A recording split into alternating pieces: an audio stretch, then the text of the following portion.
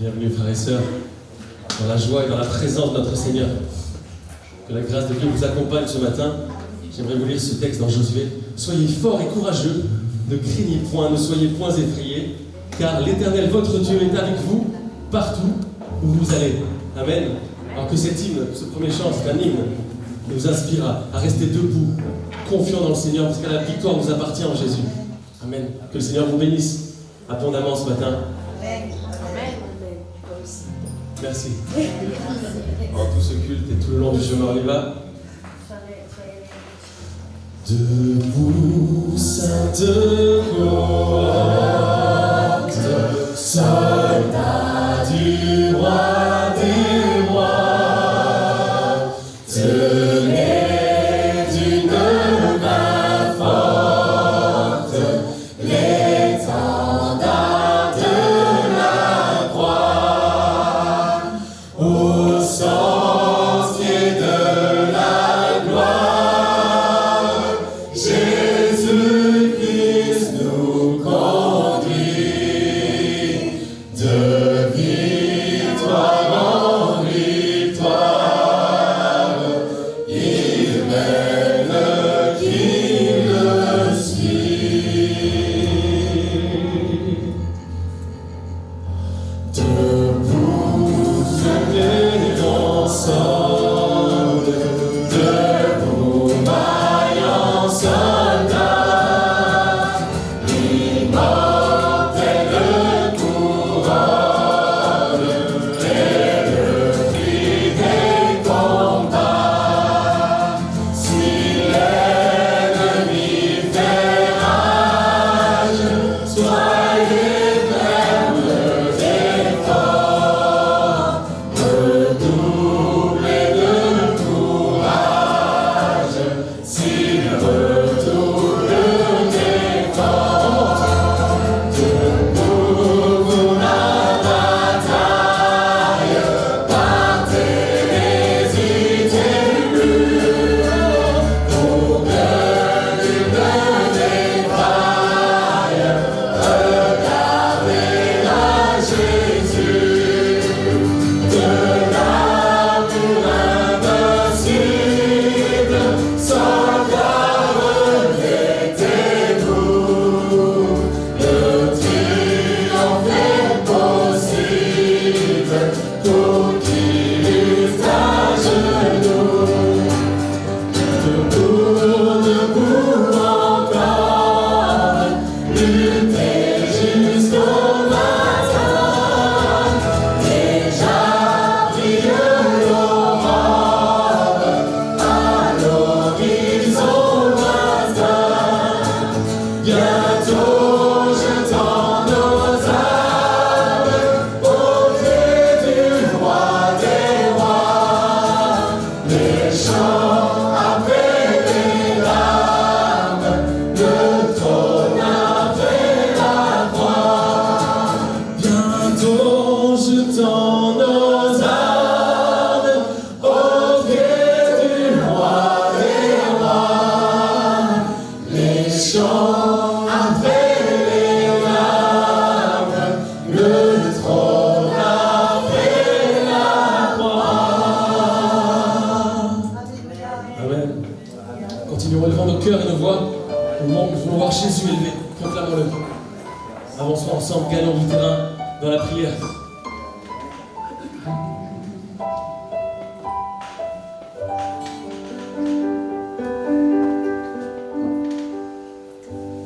Nous voulons voir Jésus élevé comme un étendard sur ce pays, pour montrer à tous la vérité et le chemin vers le ciel.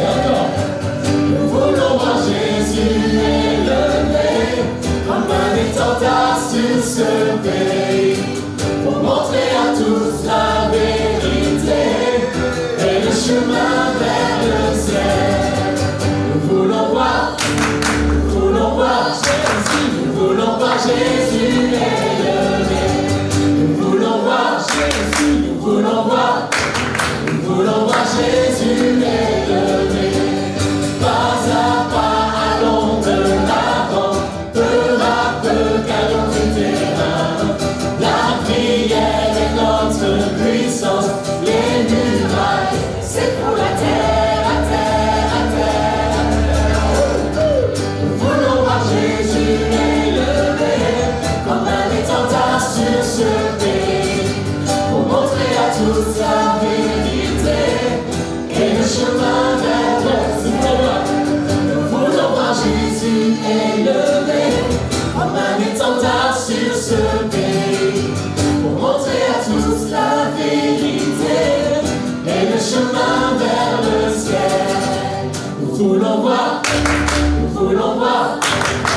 voulons voir Jésus élevé. Nous voulons voir Jésus, nous voulons voir Jésus, nous voulons voir Jésus élevé. Pas à pas, allons de l'avant, peu à peu, gagnons du terrain. La prière est notre puissance, les murailles s'écroulent à terre, à terre, à terre, à terre. Nous voulons voir Jésus élevé, comme un étendard sur ce pays, pour montrer à tous la vérité et le chemin vers le ciel. Nous voulons voir Jésus élevé, comme un étendard sur ce pays, pour montrer à tous la vérité et le chemin vers le ciel.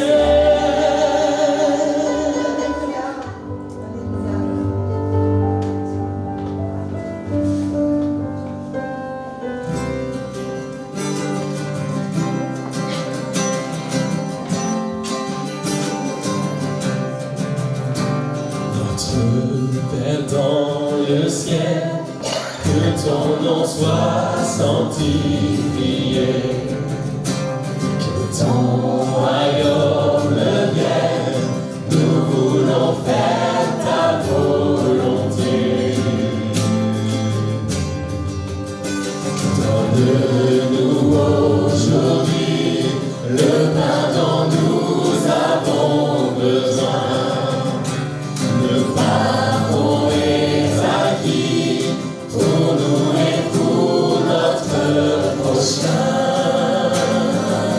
Chantons gloire à Dieu. Gloire à Dieu. Gloire à notre Père. Gloire à Dieu. Nous chantons gloire.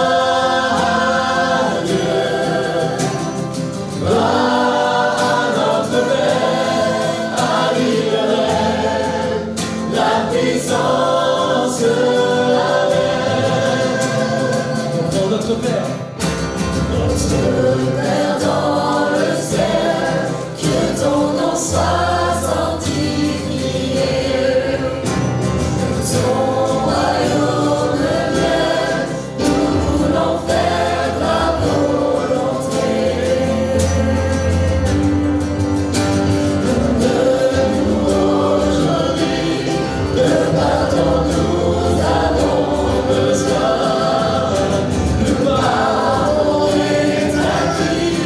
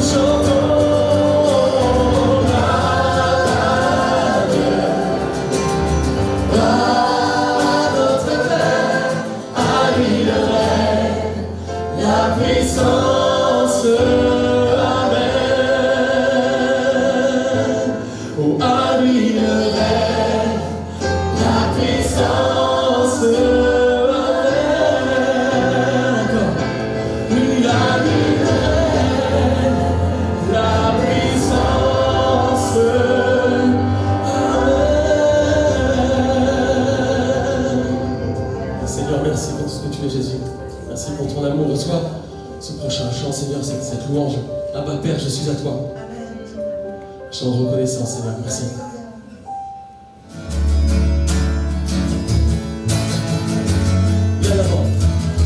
Bien avant que Jésus marche sur la terre, bien avant le Fils qui nous montre le Père, bien avant que les cieux sur moi soient ouverts, tu rêvais du jour où tu pourrais t'aimer. Bien avant que mon péché brise ton cœur, bien avant que coule le sang et la sueur, bien avant les clous, le froid et la douleur, tu rêvais du jour où je pourrais t'aimer. Oh, oh. Tu rêvais du jour où je pourrais t'aimer. Abba Père, je suis à toi. Je suis à toi. Abba Père, je suis à toi. Abba Père, je suis à toi.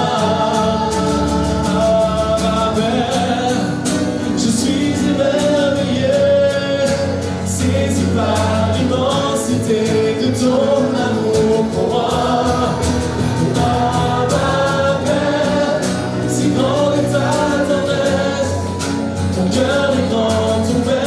Je viens plonger dans tes bras au grand. Oh Abba Père, je suis émerveillé, saisi par l'immensité de ton amour pour moi. Abba Père, si grande est ta tendresse, ton cœur est grand ouvert et je viens plonger dans tes bras. Abba Père, je suis à toi. Abba Père, je suis à toi. Abba Père, je suis à toi. Abba Père, je suis à toi.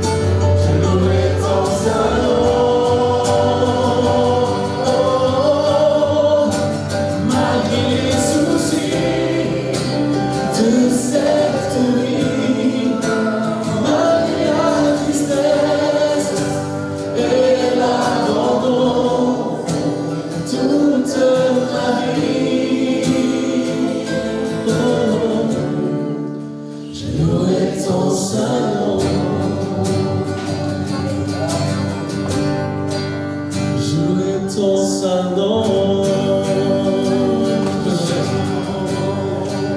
Je louerai ton saint nom.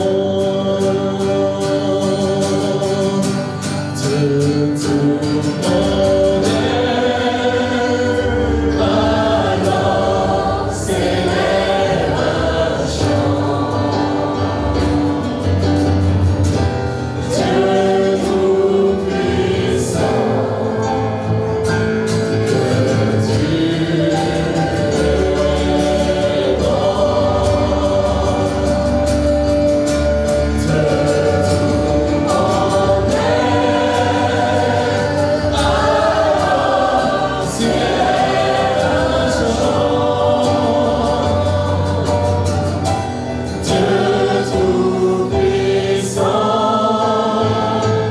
que tu es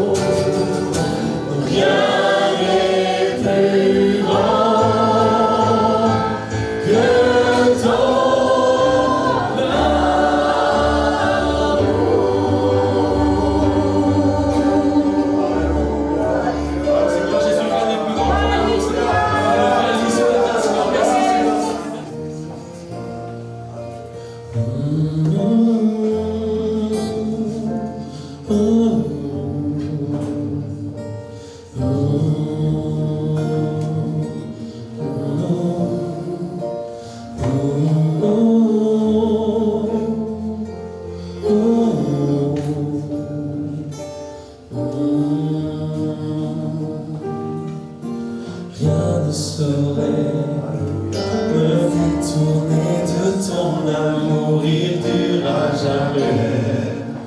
Et guide mes pas chaque jour, je tiendrai bon, je compterai sur toi.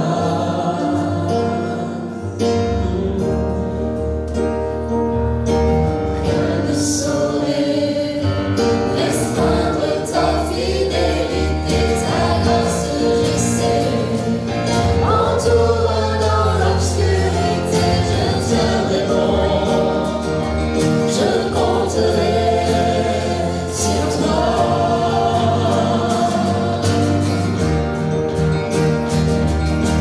Je ne peux saisir tes voies, mais je me confie en toi. Tout mon espoir est établi sur ton amour et ta justice. Je ne suivrai nulle autre voie. Je me confie ma vie sur toi. Je tiendrai bon. Je compterai sur toi.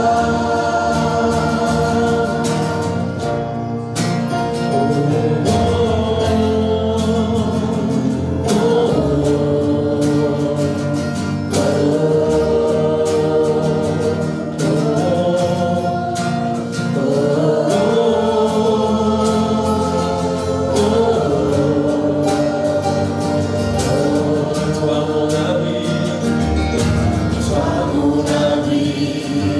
Quand la tempête vient soulever, tu es mon appui. Et quand survient l'adversité, je tiendrai bon, je compterai sur toi. Tout saisir, je ne peux saisir tes voies,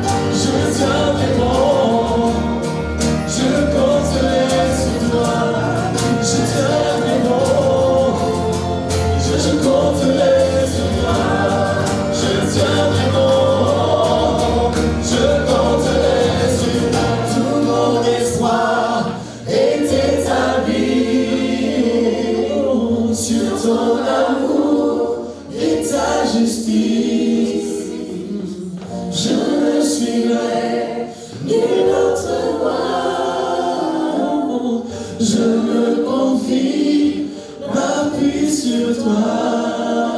Alléluia. Alléluia. Gloire à Dieu.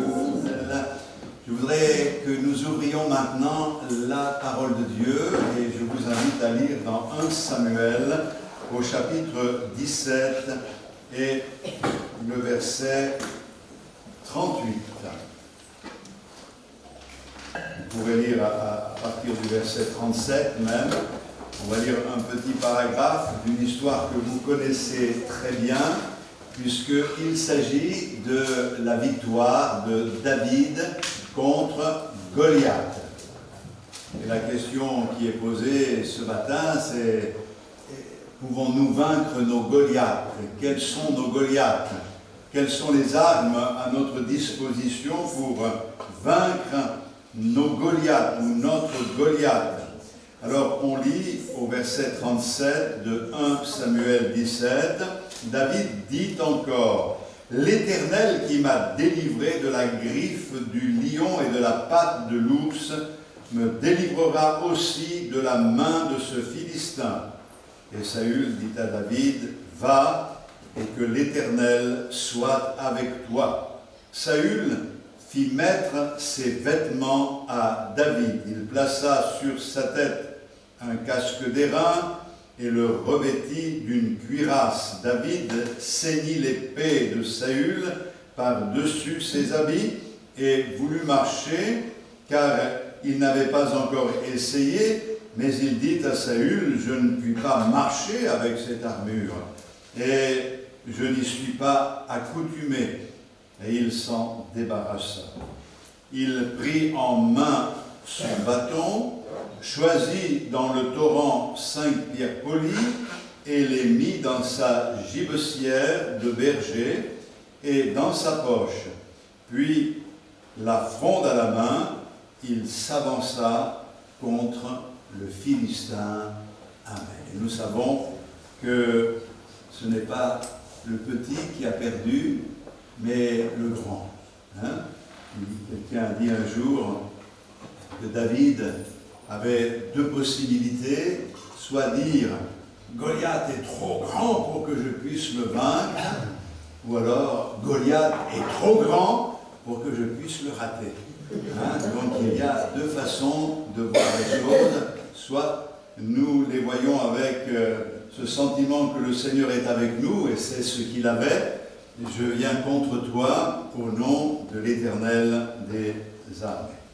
Aujourd'hui, donc, nous examinons l'opposition à laquelle nous sommes confrontés, les armes que le Seigneur met à notre disposition pour que nous puissions remporter la victoire.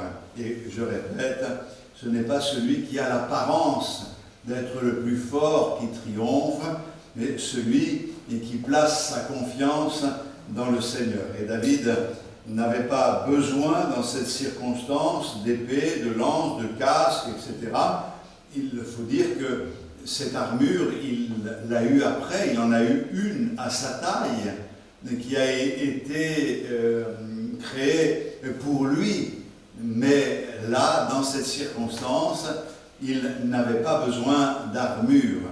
Je crois qu'il y a des combats que nous ne pouvons gagner que parce que c'est l'Éternel qui combat à notre place, et c'est le cas ici. Je crois que le Seigneur est à nos côtés pour que tous les géants qui se présentent sur notre route puissent tomber à terre. Et nous savons comment il s'est débarrassé de ce géant. Non seulement il lui a mis une pierre en plein milieu du front, mais lorsque le géant a été par terre, il a pris l'épée du géant et il lui a tranché la tête. Et je crois que c'est aussi une belle image de la victoire que Jésus a remportée sur la croix du Calvaire. Il n'a pas utilisé des armes exceptionnelles, mais il a utilisé la croix. Et qu'est-ce que c'est que la croix? Un petit peu comme la fronde face à un géant, c'est pas grand-chose. Et pourtant, par la croix, Christ a terrassé le serpent ancien qui est le diable, il lui a écrasé la tête, et la victoire qu'il a remportée est nôtre aujourd'hui. Alors, qui est notre Goliath? David représente ici, dans ce texte, le croyant qui est rempli de foi et qui vit en communion avec Dieu. En face de lui, il y a Goliath qui représente le diable lui-même, mais aussi toutes les circonstances défavorables et qui nous arrivent dans la vie et qui nous apparaissent comme des géants insurmontables. Ces choses s'unissent pour nous attaquer. Et je crois que notre responsabilité, c'est de les affronter courageusement, non pas parce que nous sommes présomptueux et nous comptons sur nos forces, mais parce que nous comptons sur le Seigneur et les géants que nous devons affronter et que nous devrons affronter concernant notre vie personnelle, concernant le couple, concernant la famille, le travail, concernant la vie de tous les jours, la vie de l'Église, ces géants, nous voulons les vaincre, nous les vaincrons, parce que celui qui est avec nous a fait une promesse, et nous savons qu'il est plus grand et plus fort que celui qui est contre nous. Mais il y a quelque chose qui se passe, c'est que souvent, nous retardons le moment d'affronter nos géants. On a un peu d'hésitation quand il s'agit de combattre. C'est le cas du peuple d'Israël. Les Israélites ont retardé ce moment pendant 40 jours et pendant ce temps, le géant lançait des défis, humiliait l'armée de l'Éternel et il n'y avait personne pour relever le défi. Et c'est vrai que si le peuple retardait ce moment d'affronter le géant, c'est tout simplement parce qu'il n'avait pas une vision réelle de la grandeur de Dieu. Pour eux, eh bien, leur Dieu était certainement grand, mais ils ne le croyaient pas vraiment. Et je crois que plus notre Dieu grandit, je crois, plus nos problèmes diminuent. Plus notre Dieu grandit dans notre vision, et plus nos problèmes seront considérés comme petits. Et je crois que face quelquefois à des montagnes, mais nous sommes comme le psalmiste, je lève les yeux vers les montagnes, d'où me viendra le secours? Le Seigneur des monts ici, allez. Et c'est vrai que les montagnes, quand on est en avion, on ne les voit pas pareil. On a l'impression en avion que de cette montagne à l'autre, c'est une balade, mais quand on est en bas, on s'aperçoit que ce n'est pas évident et qu'il faut les gravir, ces montagnes. Alors regardez les choses comme le Seigneur les voit. On a tendance à retarder les échéances parce qu'on craint peut-être de s'engager. Ça fait penser à une petite anecdote un petit peu amusante, même si elle ne l'est pas dans le fond. C'est que j'ai entendu parler d'un homme qui a amené son fils aux urgences parce que son fils avait avalé la clé de la maison. Et donc il s'est retrouvé aux urgences et l'urgentiste, le médecin, lui a dit « c'est arrivé quand ?» Et il dit « ça fait au moins 3 semaines. » 3 semaines et vous l'amenez que maintenant? Il dit « oui, parce qu'on vient de perdre le double de la clé. » Et que pour lui ça devenait une urgence. C'est devenu une urgence quand il s'est retrouvé sans clé. Et je crois qu'il y a quelquefois des positions qui sont les nôtres et qui sont étonnantes. Nous attendons, je ne sais quelle urgence, peut-être le moment où on ne peut pas faire autrement, pour aller chercher la victoire. Alors mes frères et sœurs, nous n'avons pas un petit Dieu. Et ceux qui ont un petit Dieu, eh bien, restent toujours avec leurs problèmes et n'arrivent pas à dépasser leurs problèmes. Ils courent toujours avec les dindes au lieu de voler avec les aigles. C'est ce que nous avons médité il y a quelque temps. Je crois que nous avons un Dieu qui est grand, qui peut faire des miracles, qui peut résoudre des problèmes. Et si c'est sa volonté, je crois que toute situation, quelle qu'elle soit, et même si ça nous paraît impossible, Dieu peut l'accomplir. Nous l'avons vu dans le passé et nous voulons le voir encore, car notre Dieu n'a pas changé. Alléluia. D'autres ont un Dieu grand et notre Dieu est grand. Et si pour nous Dieu est grand, alors nous combattons, nous ne nous laissons pas écraser par nos soucis, nous ne sommes pas abattus dans les circonstances difficiles. Ça peut arriver, car le diable essaye par tous les moyens de vous abattre, mes frères et sœurs, de vous décourager, de vous empêcher de vous épanouir. Et il y parvient par des tas de choses et qu'il met sur vous comme des charges qui finissent par vous écraser.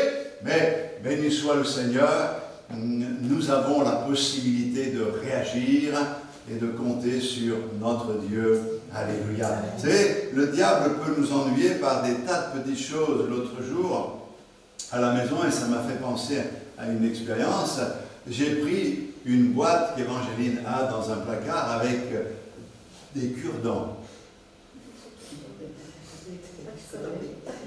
Oh.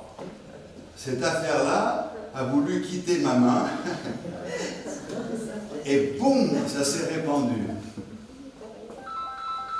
Mais franchement, des cure-dents dans une boîte, ok, mais des cure-dents là, dans le hall d'entrée, c'est terrible. Alors il a fallu les ramasser un après l'autre. Et au bout d'un moment, je me suis dit, mais qu'est-ce que c'est long à ramasser.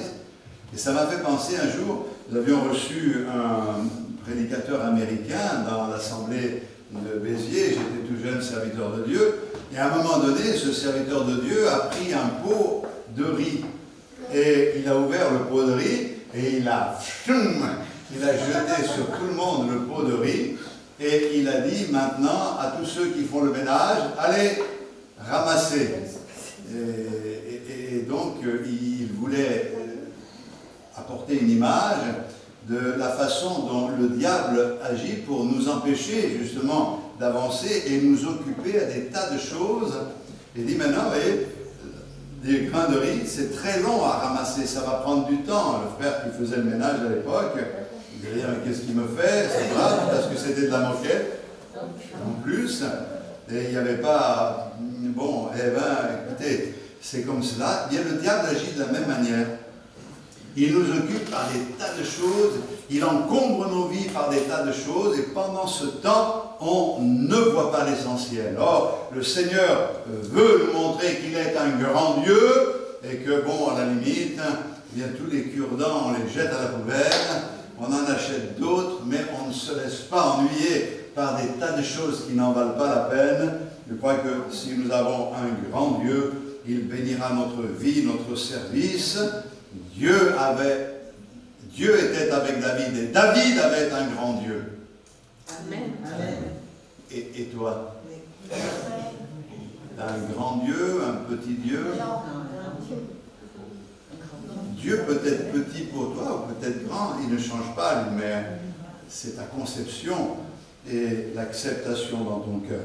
Alors maintenant, si nous avons un grand Dieu, le Seigneur veut que nous combattions.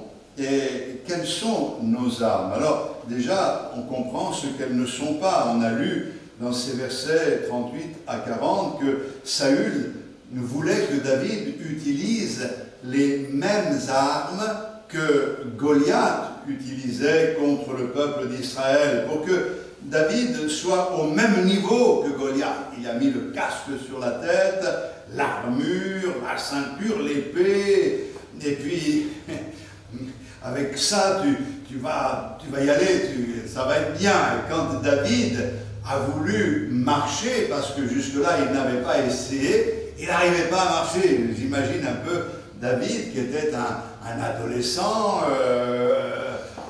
il n'était pas comme son frère Eliab qui était grand et costaud, un homme un militaire né, mais lui, il était plus frêle, et il a mis, c'est impossible de marcher, impossible d'avancer. Et c'est vrai, comme le dit la parole de Dieu, je pense que c'est bon de s'en souvenir ce matin, 2 Corinthiens 10, 4, car les armes avec lesquelles nous combattons ne sont pas charnelles, mais elles sont puissantes par la vertu de Dieu pour renverser des forteresses.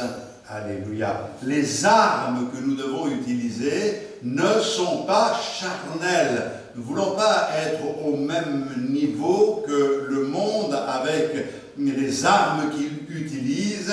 Nous voulons nous confier dans le Seigneur. L'équipement de Saül était encombrant, empêchant David d'évoluer. Et si nous utilisons des armes qui nous empêchent d'exercer la foi et qui nous empêchent de faire des expériences avec le Seigneur, alors il vaut mieux les laisser de côté. Quelquefois, nous avons voulu utiliser les armes que propose le monde pour pouvoir développer l'œuvre de Dieu, pour pouvoir faire ceci et cela, alors que le Seigneur nous montre que ce n'est pas de cette manière qu'il faut agir.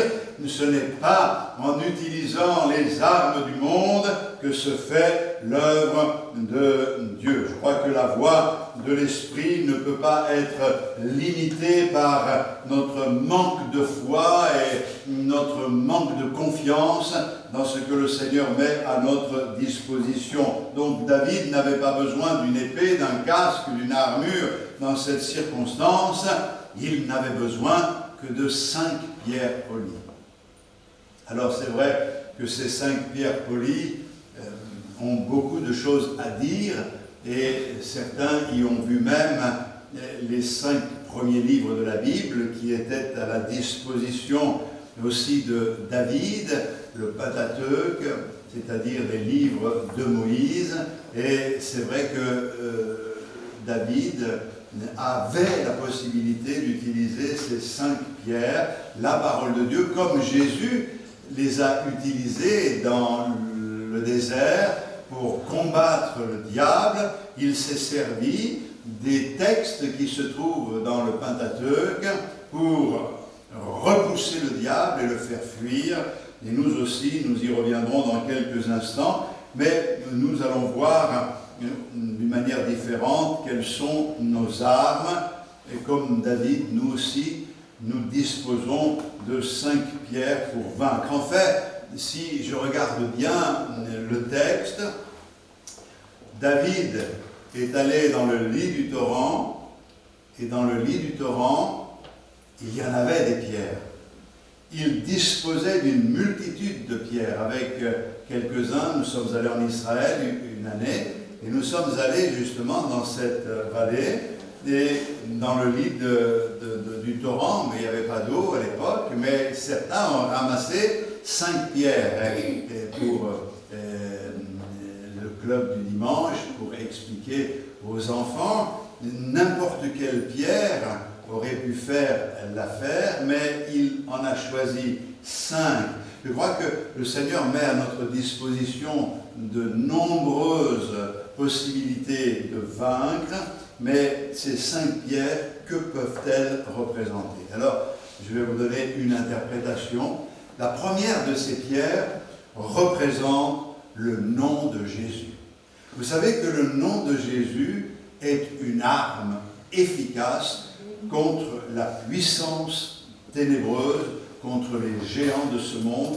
Nous avons le nom de Jésus. Nous savons qu'il n'y a pas d'autre nom comme le nom de Jésus. C'est le nom de toute autorité. C'est ce que nous voyons dans Philippiens au chapitre 2, le verset 9. C'est pourquoi aussi Dieu l'a souverainement élevé et lui a donné le nom qui est au-dessus de tout nom, afin qu'au nom de Jésus, tout genou fléchisse dans les cieux, sur la terre et sous la terre, et que toute langue confesse que Jésus-Christ est Seigneur, à la gloire de Dieu le Père. Alléluia. Vous imaginez qu'au nom de Jésus, pas seulement les genoux des hommes qui fléchissent, mais la Bible nous dit que tout genou fléchisse dans les cieux, sur la terre et sous la terre. Hein? Même là, il y a une action puissante. Au nom de Jésus, tous s'inclinent. Et si aujourd'hui ça n'est pas encore bien évident, lorsqu'il paraîtra, tous genoux fléchiront devant cette majesté extraordinaire. Chaque fois qu'un miracle a eu lieu dans le Nouveau Testament, c'est au travers de la personne et du nom de Jésus-Christ.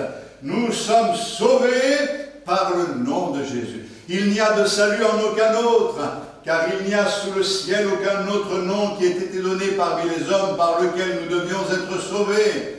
Ce nom, nous le connaissons, c'est le nom de Jésus. Nous sommes pardonnés, nous dit l'Écriture, au nom de Jésus. Jésus est présent parmi nous, en son nom. Tous ceux qui seront réunis en son nom pourront faire cette expérience de sa présence. Et nous, ce matin, au nom de Jésus, nous sommes là. Et le Seigneur est présent dans cette réunion pour nous voir, pour passer du temps avec nous, mais aussi pour nous bénir, nous accorder ses grâces, pour nous fortifier, pour nous permettre de nous épanouir dans la foi. Au nom de Jésus, les démons fuient. Au nom de Jésus, les malades sont guéris. Et nous pourrions multiplier les exemples, car au nom de Jésus, nous pouvons obtenir toutes sortes de grâces. À notre Dieu soit la gloire. Amen. Alléluia. Amen. Dans un certain journal étranger, il y avait ce titre « 2 enfants d'un pasteur pentecôtiste ont refusé de devenir la proie d'un cambrioleur. Ils l'ont appréhendé et maintenu jusqu'à l'arrivée de la police. » Alors, il y avait dans cette maison Keidra, donc 10 ans, et son frère Sean, 15 ans. Quand un voleur est entré dans la maison, ils étaient tous les deux seuls, et la fille, donc Keidra, qui voyait le voleur avec un démon de pneu dans la main se tourner vers le frère Sean de 15 ans, elle lui dit « Je te lis au nom de Jésus, je te lis au nom de Jésus !» Et le récit dit que le voleur s'est étonné par ce qu'il entendait, s'est entravé en se prenant les pieds dans ses chaussures. Il est tombé à ce moment-là, Sean lui a sauté dessus et ils l'ont maintenu à terre le temps d'appeler les secours. Et c'est comme cela que ça s'est passé, au nom de Jésus. Quand on enseigne les enfants, bien sûr, il ne s'agit pas d'utiliser le nom de Jésus de n'importe quelle manière, mais la foi de cet enfant de 10 ans au nom de Jésus. Ah, c'est vrai que d'autres auraient été paralysés par la peur, mais là, au nom de Jésus, mes frères et sœurs, nous avons au nom de Jésus la force de vaincre l'ennemi de notre âme. Au nom de Jésus, que le mal recule. Au nom de Jésus, que les démons fuient. Au nom de Jésus. Et encore au nom de Jésus. Parce que au nom de Jésus, c'est par la personne de Jésus. Ça veut dire qu'il nous a mandatés, il nous a envoyés. Nous agissons dans le monde en son nom. Pour lui, nous sommes des ambassadeurs pour Dieu, notre Père. Alléluia. La deuxième arme, c'est la parole de Dieu. La parole de Dieu, c'est une arme. Et Jésus l'a utilisée pour combattre le diable dans le désert, comme nous venons de dire il y a quelques instants. Et c'est vrai que pour pouvoir utiliser cette parole, il n'a pas dit à Satan, attends, il faut que je cherche une référence, comme on fait nous, je vais regarder avec mon smartphone et de trouver où ça se trouve, ça aide bien. Non, il a utilisé la parole de Dieu qu'il avait dans sa mémoire. C'est la mémoire vive.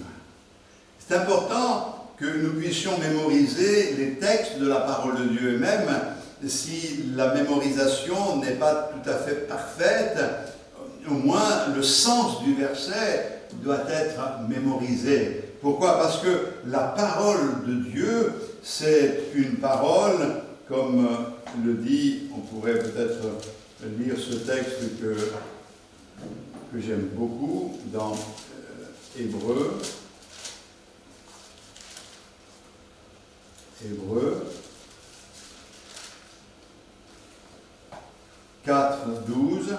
Car la parole de Dieu est vivante et efficace, plus tranchante qu'une épée quelconque à deux tranchants, pénétrante jusqu'à partager âme et esprit, jointure et moelle.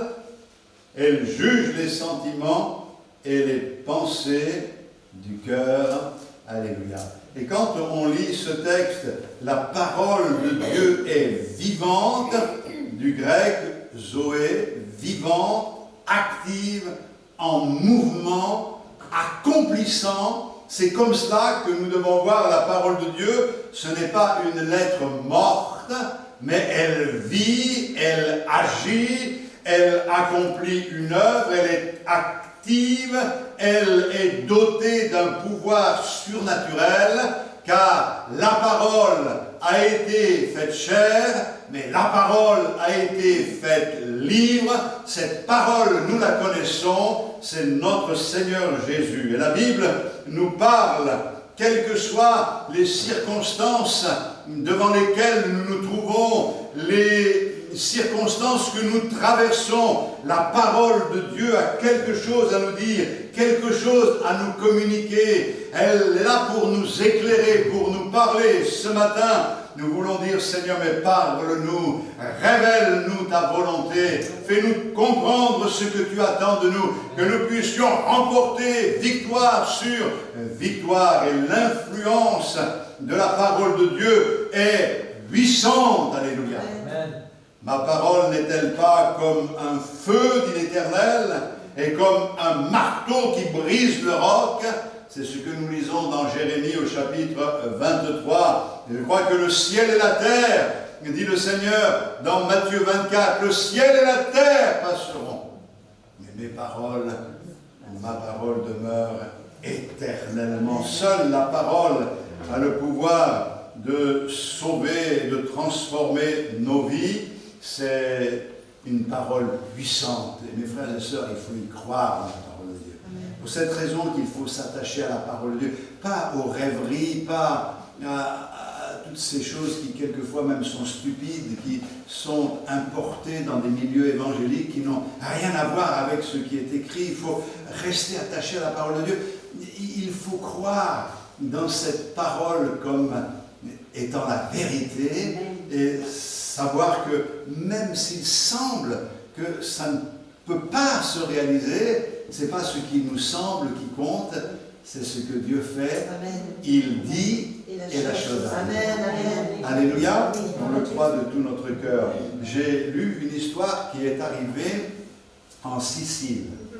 Alors, c'était il y a plus d'un siècle, puisque vous savez que l'œuvre du Seigneur, le réveil, date de plus de 100 ans, là-bas 120 ans je crois, et il y avait un vendeur itinérant de Bible qu'on appelle un colporteur, et donc il a été, ce colporteur, arrêté par un bandit. Il y en a quelques-uns aussi là-bas, je ne vous permets pas. Donc, et sous la menace d'une arme, il lui a ordonné d'allumer un feu et de brûler les Bibles. Il dit, tous ces livres que tu as là, tu vas les brûler. Et cet homme, ce colporteur, a allumé un feu et il lui a demandé, puis-je vous demander une faveur, que je lise un paragraphe de chaque livre avant de brûler ce livre. Et le bandit lui a accordé, et tout, il avait du temps ce jour-là. Donc il a pris le premier livre et il a lu le psaume 23 que nous avons lu ce matin. L'Éternel est mon berger. Et à ce moment-là, Le bandit dit, non mais attends, ça c'est bien, ça me plaît ça. Ne brûle pas ce livre. Il a pris un autre livre et il a lu l'histoire du bon Samaritain. Wow! Et ça me parle, ça c'est bien. Ne brûle pas ce livre. Et puis, il a pris un autre livre et puis il a lu 1 Corinthiens 13. Ah, là, il était aux anges et il dit, non, ne brûle pas ce livre. Et finalement, aucune des Bibles qu'il transportait, il n'avait pas des 100 et des 1000, mais aucune de ces Bibles n'a été brûlée. Et puis, ça s'est passé comme cela, et des années plus tard, le même bandit est réapparu, mais maintenant c'était un ministre de l'Évangile. Il annonçait le message de l'Évangile. Alors, je crois que ces choses-là sont possibles. Je n'étais pas là pour vérifier ce que j'ai lu, mais c'est un témoignage qui a été donné par un homme de Dieu. Et je pense qu'il y a là un texte de vérité, mais je crois que Dieu est capable de faire des tas de choses. La parole de Dieu a une puissance extraordinaire. C'est arrivé cette fois-ci aux États-Unis. Il y avait un pasteur qui faisait de l'évangélisation et il y a un SDF qui le regardait comme cela, avec sa Bible dans la main. L'autre, il prêchait, il annonçait Jésus-Christ. Et voyant qu'il était attentif, il dit, mais tout ce que je suis en train de te dire, ça t'intéresse? Tu veux en savoir plus? Il dit, non, moi ce qui m'intéresse, c'est ta Bible. Ma Bible? Mais non, c'est ma Bible. Mais si tu pouvais me la donner. Et non, je ne te donne pas ma Bible, qu'est-ce que tu veux en faire? Les pages sont tellement fines qu'en ramassant les mégots, je pourrais me rouler des cigarettes avec les pages de cette Bible. Et il a dit, mais il n'en est pas question, ma Bible c'est ma Bible, passe ton chemin et tout. Puis il a réfléchi un instant, puis je ne sais pas ce qui s'est passé, et il l'a rappelé, il dit, venez, écoutez, je vous donne ma Bible à une condition, qu'avant de brûler la page, vous en lisiez le contenu. Et il a dit, bon, ben, d'accord, allez, marché conclu. Donc il a donné la Bible et il est parti. Et puis cette histoire, le pasteur l'a oublié, il a acheté une autre Bible, il en avait certainement d'autres à la maison. Il s'est passé 3 ou 4 mois, je ne sais plus exactement, mais un homme bien vêtu, cette fois-ci, peigné, rasé, se présente devant ce prédicateur qui continuait à faire de l'évangélisation de rue. Et au bout d'un moment, il dit, oui, monsieur, l'autre dit, vous ne m'en connaissez pas? La Bible, c'est moi. Ah, quel changement, quelle transformation. Et il lui dit, qu'est-ce qui s'est passé? Eh bien, il dit, j'ai commencé par fumer Luc. Et donc, ensuite, j'ai fumé Jean. Et finalement, c'est l'Évangile qui m'a fumé. Et j'ai été convaincu. Et chaque fois qu'il lisait, il fumait la Bible, mais il lisait le texte et ça commençait à faire son œuvre dans son esprit. Et après avoir fumé Luc, Jean et d'autres textes, il a été vaincu par la parole de Dieu. Et des histoires comme ça, nous en connaissons. Que Dieu soit béni. Alléluia. Et puis, la troisième arme que nous avons, la troisième pierre, c'est le Saint-Esprit. Le Saint-Esprit, c'est un don merveilleux que Dieu nous a fait pour vaincre l'ennemi et pour vaincre toutes les difficultés, toutes les circonstances pénibles que nous pouvons traverser dans la vie. Le Saint-Esprit vit en nous et nous communique la nature divine, puisque nous sommes par le Saint-Esprit régénérés, nous devenons de nouvelles créations et sa présence nous confirme la réalité de Dieu. Quand l'Esprit de Dieu fait sa demeure en nous, on le sait, on le sent, c'est une réalité. Maintenant, on ne vit pas qu'avec ces sensations, on sait très bien qu'il y a des moments où on ne sentira rien, mais ça ne remet pas en question qu'il a fait de nous son habitation. Le Seigneur ne déménage pas sans arrêt, il est stable dans ce qu'il a acquis, il a fait sa demeure en nous, et c'est formidable de le savoir avec nous. Mais c'est vrai qu'il agit dans nos vies, nous condamne quand nous péchons, il nous reprend, il peut être attristé en nous, mais aussi il nous aide à trouver le droit chemin, il nous ramène sur la bonne voie, il nous réconforte, il nous relève, il travaille nos vies, il nous transforme. Nous sommes par le Saint-Esprit transformés de gloire en gloire à l'image de notre Seigneur. Il nous aide et nous donne le pouvoir de faire les bons choix dans notre vie. Et nous avons besoin de nous appuyer sur le Seigneur et sur ses promesses. Le Seigneur avait dit, vous recevrez une puissance, le Saint-Esprit survenant sur vous, et vous serez mes témoins. Alléluia. Et le Saint-Esprit nous aide à témoigner de l'amour de Dieu, à partager avec d'autres les vérités de l'Écriture. Et c'est important de l'avoir. Le Saint-Esprit, c'est une boussole, c'est un GPS, puisqu'il est dit, il vous guidera, il vous conduira dans toute la vérité. C'est lui qui est un défibrillateur. Des fois, je me dis qu'on en a un peu besoin. Hein? Un petit coup là. 80, 120, 100. Et c'est écrit, il nous régénère. Alléluia. Hein? Alors, si votre cœur commence à battre de moins en moins fort, c'est un peu ennuyeux parce que s'il ne bat pas assez fort, la vie, le sang ne va pas monter jusque-là. Hein? Et ça risque de causer des problèmes. Il faut que notre esprit soit vraiment irrigué par la vie du Seigneur. Et je crois que, comme le dit l'Écriture, là où est l'esprit, là est la liberté. Nous avons besoin de l'onction du Saint-Esprit, du baptême dans le Saint-Esprit. C'est ce que nous avons vu à 3 ou 4 depuis quelque temps en réunion de semaine. Mais je pense que ça nous concerne tous.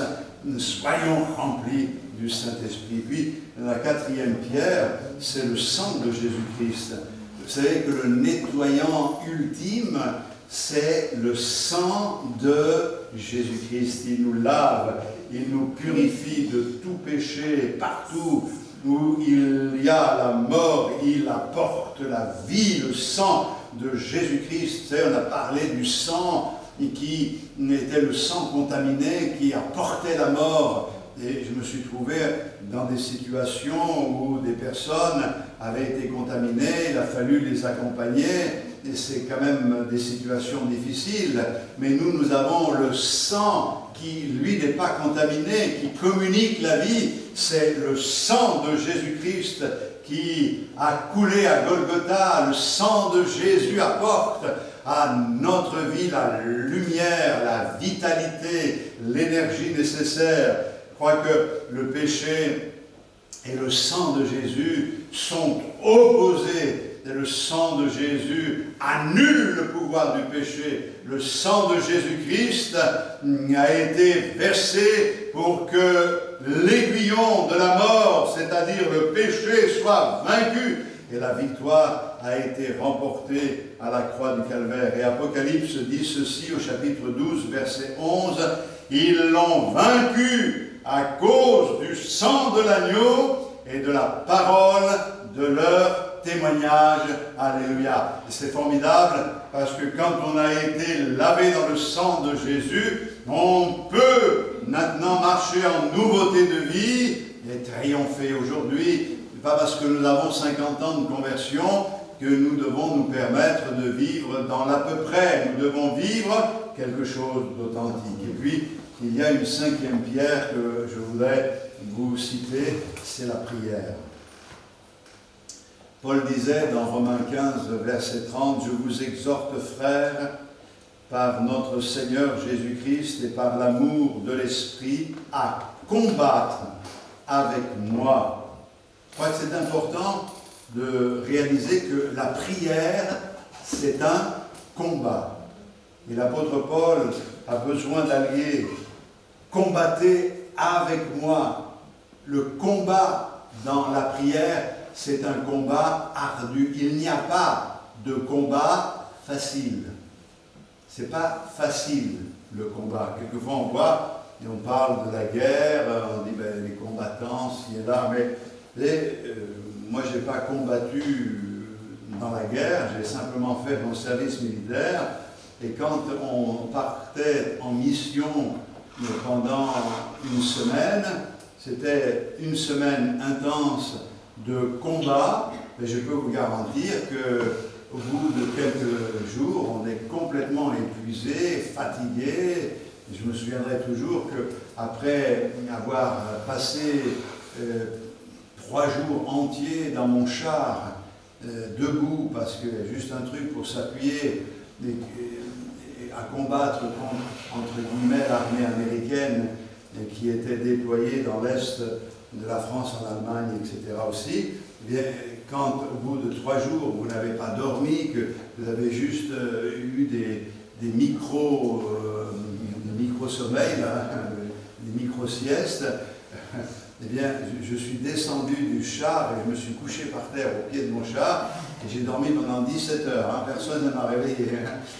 Oh, c'est incroyable comme on est fatigué. Eh bien, il faut comprendre que le combat dans la prière, c'est un combat intense qui nous provoque de la fatigue. Jésus, dans le jardin de Gethsémane, a combattu. Et la Bible nous dit que son combat était terrible, puisqu'il est arrivé que des grumeaux de sang tombaient de son front jusqu'à terre. Il y a quelque chose de très fort qui se passait là. Il a participé à une lutte dans la prière exceptionnelle et la victoire a été remportée, car quand il s'est levé de là, il est allé jusqu'à la croix, il a donné sa vie pour nous, il est allé jusqu'au bout. Là, il disait, s'il est possible que cette coupe s'éloigne de moi, toutefois, non ce que je veux, mais que ta volonté soit faite. Et il va jusqu'au bout. Alléluia. Mes frères et sœurs, on a besoin de cela. On n'a pas besoin d'un type de prière paresseuse, endormie, qui n'est pas un combat. Mes frères et sœurs, la prière, c'est la prière. Ce n'est pas des récitations, c'est vraiment un engagement, c'est une orientation. Ce ne sont pas les mots qui font la prière, ils ne sont que l'expression de la prière, mais la prière c'est un état d'âme, un état de cœur, c'est une orientation, c'est une recherche, c'est quelque chose d'intense, et on a besoin aujourd'hui d'hommes et de femmes qui intercèdent, c'est-à-dire qui combattent. On a besoin de la grâce de Dieu dans nos vies. Alors, une petite histoire comme ça, c'est un papa et son fils, des chrétiens, qui partait, il amenait son fils au McDonald's, McDo, hein, le restaurant gastronomique pour les enfants, hein, le McDo. Et donc, ils ont évité un accident terrible, et ça a créé une espèce d'embouteillage, et le père, ému, se tourne à l'arrière vers son fils, le pointe du doigt, il dit, on va maintenant prier le Seigneur, hein?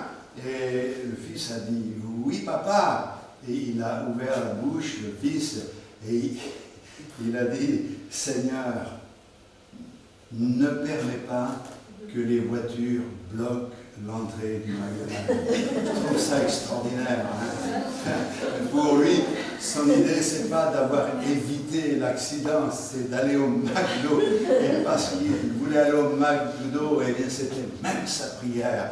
Ah, la prière des enfants. Alléluia. Alors, je vais terminer en disant ceci, comme disait Léonard Ravenhill, il disait, on pourrait estimer le poids du monde, la taille des étoiles du ciel, mesurer la vitesse de l'éclair, mais on ne peut pas estimer la puissance de la prière. Moi, je crois qu'elle est aussi vaste que Dieu, parce qu'il est derrière elle et il s'est engagé à y répondre.